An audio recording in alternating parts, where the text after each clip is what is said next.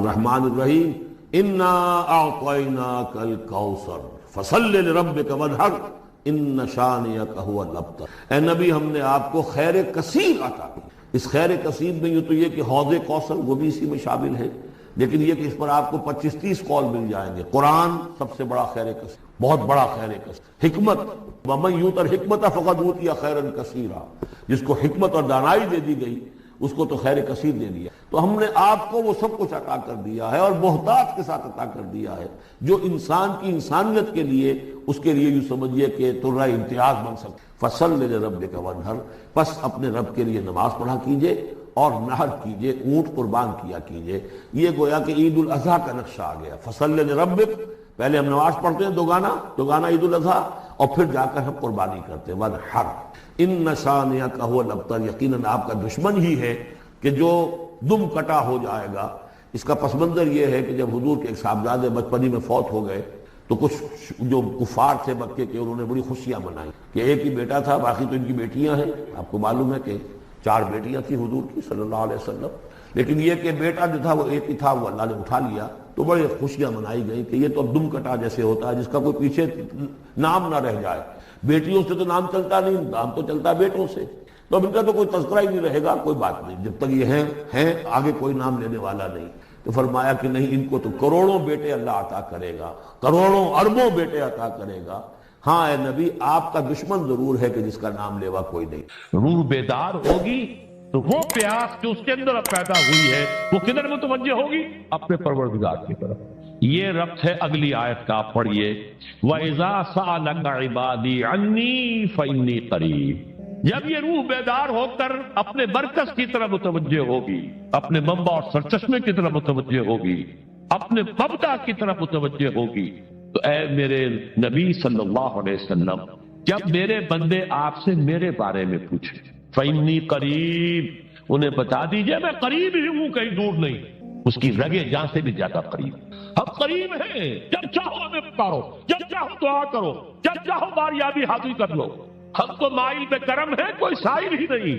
ہم تو ہر روز رات کی آخری گھڑیوں میں سمائے دنیا تک نزول فرماتے ہیں، اور ہماری طرف سے پکارنے والا پکارتا ہے حل من مستغفر فاغفر لہ، ہے کوئی استغفار کرنے والا کہ میں اسے بخش دوں، ہے کوئی مانگنے والا حل من سائل فاعطی لہ، ہے کوئی مانگنے والا جسے میں دوں۔ تم سوئے ہوتے ہو، ہم تو غافل نہیں، تو متوجہ تو ہو، آؤ تو صحیح ہماری طرف۔ حدیث قدسی میں آیا ہے میرا بندہ میری طرف چل کر آتا ہے، میں دوڑ کر آتا ہوں، وہ بارش بھراتا ہے، میں ہاتھ بھراتا ہوں۔ میرا بندہ میرا ذکر اپنے دل میں کرتا ہے، میں اپنے جی میں اس کا ذکر کرتا ہوں، یاد کرتا ہوں۔ اور میرا بندہ اگر کسی محفل میں میرا ذکر کرتا ہے، میں اس سے بہت اعلیٰ محفل میں اس کا ذکر کرتا ہوں، بلائے اعلیٰ کی محفل میں ذکر کرتا ہوں۔ یعنی کہ الفاظ ہیں کہ تو تم غافل ہو بھائی، ہم سے، ہم تو غافل نہیں۔ اغیب و ذلطائف لا یغیب وارجو ہو رجال لا یخیب، میں غائب ہو جاتا ہوں، وہ تو غائب ہونے والی ہستی نہیں ہے، حران موجود، ہوا معکم اینما کنتم وَإِذَا سَأَلَكَ عِبَادِي عَنِّي فَإِنِّي قَرِيبٌ أُجِيبُ دَعْوَةَ الدَّاعِ إِذَا دَعَانِ فَلْيَسْتَجِيبُوا لِي۔ لیکن اب آئی بات اصل، یہ دو طرفہ بات ہوگی۔ مجھ سے دعا کرو، کسی وقت کی پابندی نہیں، کسی جگہ کی پابندی نہیں، ناپاکی کی حالت میں ہو تب بھی دعا کر سکتے ہو۔ میری کتاب کو ہاتھ مت لگانا، مجھ سے دعا کر سکتے ہو، دعا پہ کوئی پابندی نہیں۔ لیٹے مانگو، بیٹھے مانگو، ناپاکی میں مانگو، پاکی میں مانگو، جب چاہو مانگو، دعا میں کوئی خطر نہیں۔ اور جہاں پارو گے there and then I will listen to you and I will grant your prayers۔ اجیبو جو ہے، اجیبو دونوں مان، جواب دینا اور قبول کرنا۔ اجابت استجابت دونوں کا ایک ہی مفہوم ہے، جواب دینا اور قبول کرنا۔ اجیب دعوت الداعی اذا دعان، میں تو ہر پکارنے والے کی پکار کو سنتا ہوں، قبول کرتا ہوں جب بھی وہ مجھے پکارتا ہے۔ لیکن فَلْيَسْتَجِيبُوا لِي، میرا بھی تو کہنا مانو، چاہیے کہ یہ بھی میرا کہنا مانے، مجھ سے محبت کریں، مجھ سے لو لگائیں، میرے دین کے لیے اپنے آپ کو وقف کریں۔ ان صلاتی و نسکی و محیای و مماتی للہ رب العالمین، میرے باغیوں کے خلاف بغاوت کریں، میرے دین کا جھنڈا اونچا کریں۔ یہ سارے احکام ہیں کہ یہ قرآن میں۔ قاتلوہم، جیسا کہ میں نے آپ کو بتایا، اگلے ہی رکوع میں قتال کا حکم آ رہا ہے، اب وہ گھوڑوں کو روزہ رکھواتے تھے، بتا دیا یہ روزہ تمہیں کس لیے رکھوایا جا رہا ہے، اگلے ہی رکوع کے اندر حکم ہے قاتلوا فی سبیل اللہ الذین یقاتلونکم وقاتلوہم حتی لا تکون فتنۃ ویکون الدین للہ، اللہ کے لیے دین ہو جائے، پورا کا پورا نظام اللہ کے تابع آ جائے، اس کے لیے پہلے دعوت دو، محنت کرو، جد و جہد کرو، اس دعوت کے نتیجے میں جمعیت فراہم کرو، جب جمعیت اتنی ہو جائے کہ پھر اس باطل نظام کے خلاف بغاوت کر سکو تو کرو بغاوت، اگر باطل نظام کے خلاف بغاوت نہیں کرتے ہو تو پھر ہم سے بغاوت ہے تمہاری، پہلے ذہنی بغاوت ہے، آپ ڈس اون کیجئے ذہنی اعتبار سے، نفسیاتی اعتبار سے، میں اس نظام کو نہیں اون کرتا، ریکنسائل نہ کیجئے اس کے ساتھ، کوئی تعاون نہ کیجئے اس کے ساتھ، کوئی چاکری اور ملازمت نہ کیجئے اس کی، تن من دھن لگائیے اس نظام کو بدلنے کے لیے، چاہے ابھی وہ دعوت کے مرحلے میں ہے، لوگوں کو تیار کیا جا رہا ہے، تربیت دی جا رہی ہے، تزکیہ کیا جا رہا ہے، لیکن ہدف کیا ہے؟ تاکہ اللہ کا دین غالب۔ فَلْيَسْتَجِيبُوا لِي، میرا بھی تو کہنا سنیں اور مانیں، میں جہاد کا حکم دیتا ہوں تو جہاد کریں، میں اقامت دین کا حکم دیتا ہوں اقیم الدین تو اس کے لیے کھڑے ہو جائیں، میں قتال کا حکم دوں تو قتال کریں۔ فَلْيَسْتَجِيبُوا لِي وَلْيُؤْمِنُوا بِي، اور مجھ پر ہی اپنا ایمان پختہ رکھیں، توکل کریں تو مجھ پر کریں، محبت کریں تو مجھ سے کریں، راضی رہے تو میری تقدیر پر راضی رہے، توکل ہو، راضی برضائے رب ہو، اطاعت ہو، جب تک یہ ساری چیزیں اللہ کے لیے نہ ہو جائیں۔ وَالَّذِينَ آمَنُوا أَشَدُّ حُبًّا لِلَّهِ، اصل میں تو مومن وہ ہوتے ہیں جو سب سے بڑھ کر شدید ترین محبت اللہ سے کرتے ہیں۔ قُلْ إِنْ كَانَ آبَاؤُكُمْ وَأَبْنَاؤُكُمْ وَإِخْوَانُكُمْ وَأَزْوَاجُكُمْ وَعَشِيرَتُكُمْ وَأَمْوَالٌ اقْتَرَفْتُمُوهَا وَتِجَارَةٌ تَخْشَوْنَ كَسَادَهَا وَمَسَاكِنُ تَرْضَوْنَهَا أَحَبَّ إِلَيْكُم مِّنَ اللَّهِ وَرَسُولِهِ وَجِهَادٍ فِي سَبِيلِهِ فَتَرَبَّصُوا حَتَّىٰ يَأْتِيَ اللَّهُ بِأَمْرِهِ وَاللَّهُ لَا يَهْدِي الْقَوْمَ الْفَاسِقِينَ۔ اے نبی ان سے کہہ دیجئے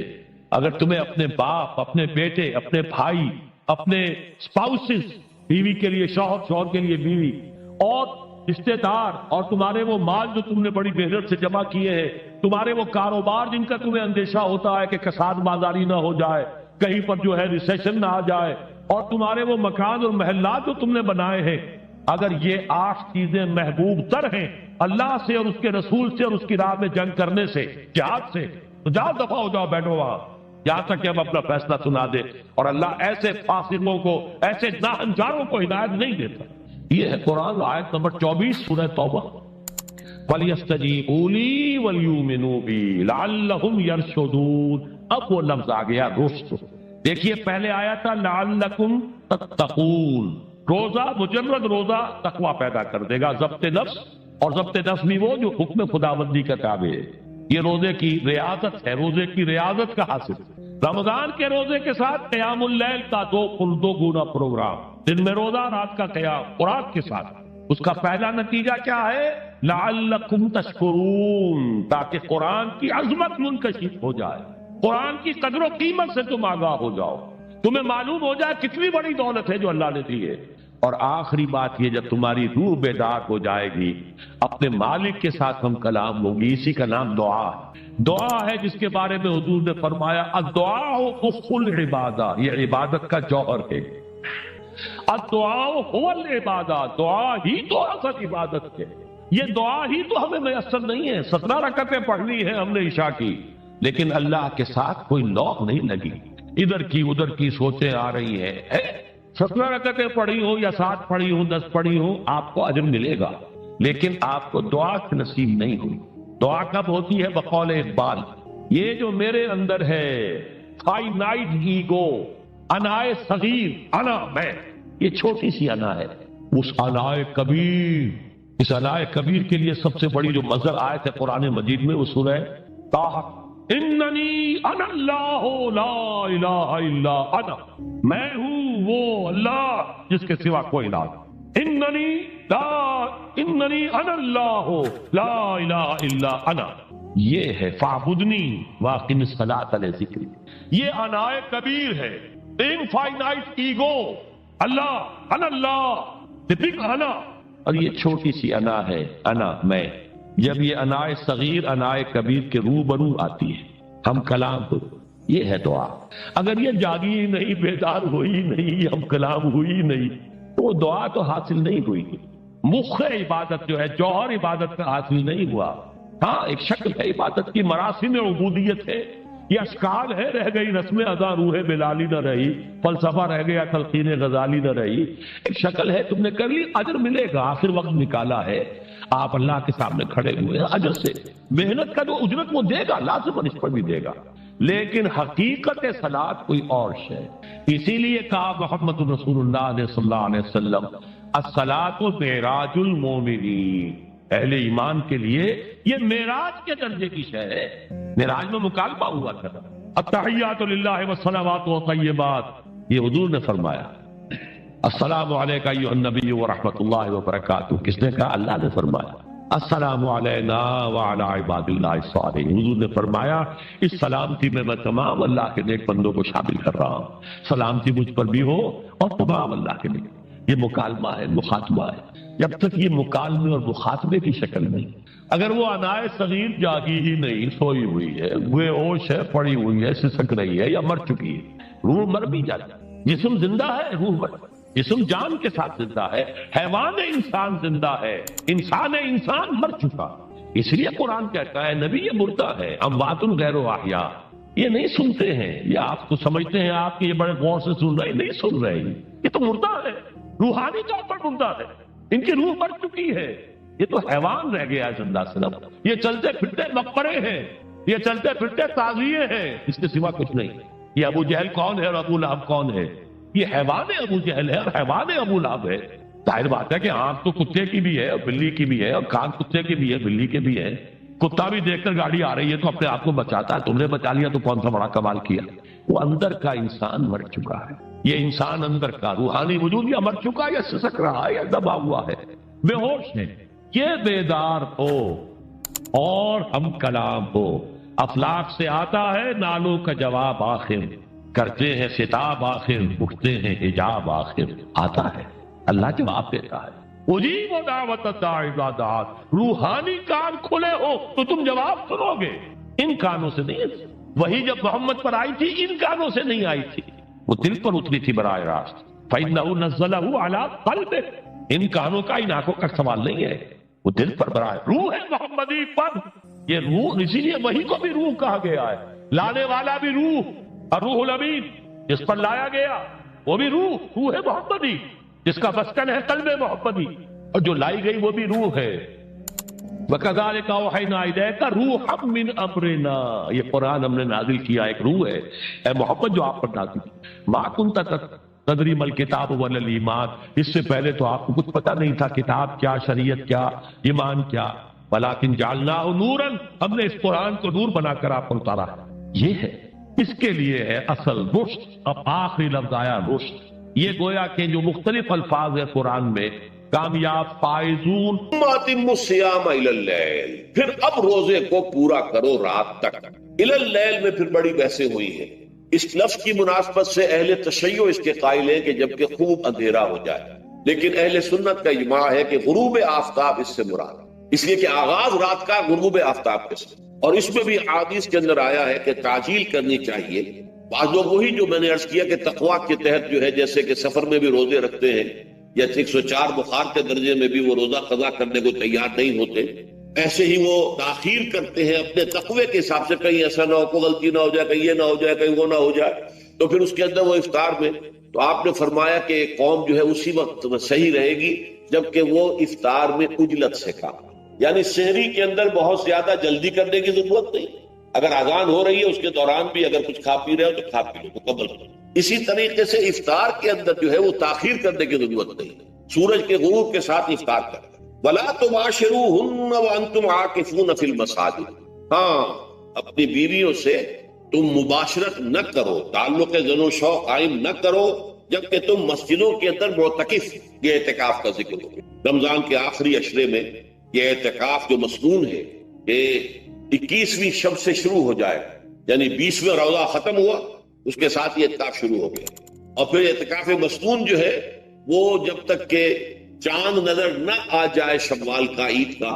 اس وقت تک یہ اعتکاف جاری رہے۔ یہ ہے مسنون اعتکاف، اس کی کیا حکمت ہے وہ میں بعد میں عرض کروں گا، تو یہ حکمت جو ہے اس کے حوالے سے گفتگو بعد میں ہو جائے گی، لیکن یہاں یہ بتا دیا گیا کہ یہ جو رمضان کی 20 راتوں میں اجازت دی گئی ہے، اپنی بیویوں کے ساتھ ہم بستری کی، وہ اس معتکف کے لیے نہیں ہے جو مسجد میں معتکف ہے، تو ہاں اس کی اہلیہ آ سکتی ہے وہاں ملاقات کے لیے، کسی مشورہ کوئی کرنا ہے بہت ضروری ہے آ جائے، ملاقات ہو سکتی ہے، لیکن یہ کہ مباشرت نہیں ہو سکتی، وہ حرام۔ فرمایا وَلَا تُبَاشِرُوهُنَّ وَأَنْتُمْ عَاكِفُونَ فِي الْمَسَاجِدِ تِلْكَ حُدُودُ اللَّهِ، یہ اللہ کی حدود ہیں، شریعت اسلامی کی یہ حدود ہے، فَلَا تَقْرَبُوهَا، تو ان کے قریب تک مت جاؤ۔ قرآن مجید میں اس اعتبار سے دو انداز تعبیر ہے کہ اللہ کی حدود ہے فَلَا تَعْتَدُوهَا، یہ اللہ کی حدود ہے، ان سے تجاوز نہ کرو، اس حد کو پھلانگ نہ جاؤ، اس حد سے آگے نہ گزر جاؤ۔ یہاں ہے تقربوها، اللہ تعالیٰ کی حدود کے قریب تک نہ جاؤ۔ اس کی وجہ ایک حدیث میں بیان کر دی گئی ہے کہ جیسے ہر بادشاہ کی ایک چراگاہ ہوتی ہے، وہ صرف شاہی جو بھی ہیں جانور ہیں ان کے، یا گھوڑے ہیں یا کوئی اور ہیں، ان کے چرانے کے چرنے کے لیے ہے، وہاں پہ کوئی رعایت کا کوئی آدمی اپنی بھیڑ بکریاں وغیرہ نہیں لے جا سکتا، وہ حما کہلاتا تھا کہ یہ شاہ کے لیے مخصوص ہے، لکل ملک حمن وحم اللہ محارمہ، اللہ بھی بادشاہ ہے کائنات کا، ارض و سما کا، اس نے بھی جن چیزوں کو حرام کر دیا ہے وہ حما، اس میں داخل نہیں ہونا تمہیں۔ تو فرمایا کہ جو چرواہا اپنی بھیڑوں کو بالکل اس کی آخری حد تک لے جائے گا تو اندیشہ ہے کہ کوئی بھیڑ کوئی بکری چھلانگ لگائے اور اس چراگاہ میں داخل ہو جائے، اس لیے کیپ ایٹ اے ڈسٹینس، ایک فاصلے پر رہو۔ احتیاط کا تقاضا یہ ہے کہ اس آخری حد کے قریب نہ جاؤ، فلا تقربوها، اس کے قریب نہ جاؤ۔ ان حدود کی تو سختی کے ساتھ پابندی کرنی ہے، ان کے لیے یہ ہے کہ ان کو نہ صرف یہ کہ ان سے تجاوز نہیں کرنا، بلکہ ان سے ذرا کچھ فاصلے ہی پر اپنے آپ کو رکھنا ہے۔ کذالک یبین اللہ آیاتہ للناس، اسی طریقے سے اللہ تعالیٰ واضح کرتا ہے اپنی آیات کو لوگوں کے لیے، وَلَعَلَّهُمْ يَتَّقُونَ، اور تاکہ وہ پھر تقویٰ کریں، بچے۔ جب احکام معلوم ہو گئے اب بچنا آسان ہے، جب احکام معلوم نہیں تو اندیشہ ہے کہ کہیں کسی حرام کے اندر جو ہے وہ ملوث ہو جائے، جیسے کہ ایک حدیث میں آتا ہے کہ الحلال بین والحرام بین وبینہما مشتبہات، حلال کیا ہے یہ بھی واضح ہے، حرام کیا ہے یہ بھی واضح ہے، البتہ ان دونوں کے مابین کچھ چیزیں ہوتی ہیں متشابہات، پتہ نہیں حلال ہے کہ حرام ہے، تو تم بچو، ان چیزوں سے بھی بچو، اس لیے کہ اس کے اندر حرام ہونے کا اندیشہ ہے، لہذا ان سے بھی بچو۔ جو صریحاً حلال ہے اسی پر اکتفا، جن کے بارے میں تعین نہیں ہو پا رہا ہے کہ وہ حلال ہے، البتہ یہ بھی ثابت نہیں ہو رہا ہے کہ وہ حرام ہے، تو ان سے بچ، یہ تقویٰ کا تقاضا ہے۔ اگرچہ قانونی اعتبار سے یہ کہا جائے گا کہ وہ مباح، جس شے کی حرمت کا ثبوت ہمیں کتاب اللہ اور سنت رسول سے نہ ملے وہ مباح ہے، لیکن یہ ہے کہ تقویٰ کا تقاضا یہ ہے، قانون کا تقاضا یہ کہ مباح کو آپ اختیار کریں گے تو آپ پر گرفت نہیں ہوگی، اس لیے کہ اس کی حرمت ثابت نہیں ہے، لیکن تقویٰ کا تقاضا یہ ہے کہ آپ صرف اس شے پر اکتفا کریں کہ جس کے حلال ہونے کے لیے ثبوت اور دلیل موجود، تو یہ ہے کہ تلک حدود اللہ فلا تقربوها کذالک یبین اللہ لکم للناس آیاتہ للناس لعلہم یتقون۔ یہ احکام ہے تکمیلی روزے کے، جس کے ضمن میں میں نے کچھ احادیث نبویہ کے حوالے سے بھی ان کی مزید وضاحت کر دی۔ اب یہ تیسری بات، روزے کا اصل حاصل کیا ہے؟ اب پہلی آیت پر ہمیں توجہ دینی ہوگی، یا ایھا الذین آمنوا کتب علیکم الصیام، اہل ایمان تم پر روزہ فرض کیا گیا، لکھ دیا گیا، طے کر دیا گیا، اگرچہ جیسا کہ میں نے عرض کیا یہ ابتدائی حکم ہے اور اس میں وجوب علی التخییر وہ بعد میں آ چکا دوسری آیت، کما کتب علی الذین من قبلکم، جیسے کہ یہ فرض کیا گیا تھا ان پر جو تم سے پہلے تھے، یعنی یہود اور نصارہ، ان پر بھی یہ روزہ جو ہے یہ فرض تھا، البتہ احکام مختلف ہو گئے، جیسے جمعے کا دن اور جمعے کو چھوڑ کر یہودیوں نے سبت کا دن اختیار کیا، عیسائیوں نے جو ہے وہ سنڈے کو اختیار کر لیا، لیکن احکام میں فرق ہے، وہاں پورے سبت کے دن، ہفتے کے دن کاروبار دنیاوی مطلقاً حرام، لیکن ہمارے ہاں شریعت کے اندر آسانی پیدا کی گئی کہ صرف جمعے کی اذان سے لے کر نماز ادا ہو جانے تک وہ حرام ہے، لیکن باقی یہ ہے کہ اس سے پہلے بھی اگر کرو اور بعد میں جب فَإِذَا قُضِيَتِ الصَّلَاةُ فَانتَشِرُوا فِي الْأَرْضِ وَابْتَغُوا مِن فَضْلِ اللَّهِ، جب نماز ادا ہو چکے تو جاؤ منتشر ہو سکتے ہو زمین میں اور اللہ تعالیٰ کے فضل کو تلاش کر سکتے ہیں۔ تو اسی طریقے سے اگرچہ حکم روزہ جو ہے وہ تو سابقہ امتوں میں بھی تھا، لیکن یہ اس کے احکام جو ہے ان کے اندر تغیر و تبدل ہے۔ کتب علیکم الصیام کما کتب علی الذین من قبلکم لعلکم تتقون، تاکہ تمہارے اندر تقوی پیدا ہو۔ اب یہ ہے حکمت صوم کی پہلی آیت. تقویٰ کسے کہتے ہیں؟ بچنا. کس چیز سے بچنا؟ اللہ نے جو چیزیں حرام کی ان سے بچنا، اللہ کے احکام کو توڑنے سے بچنا. دیکھیے یہ لفظ جو ہے اس کا مادہ ہے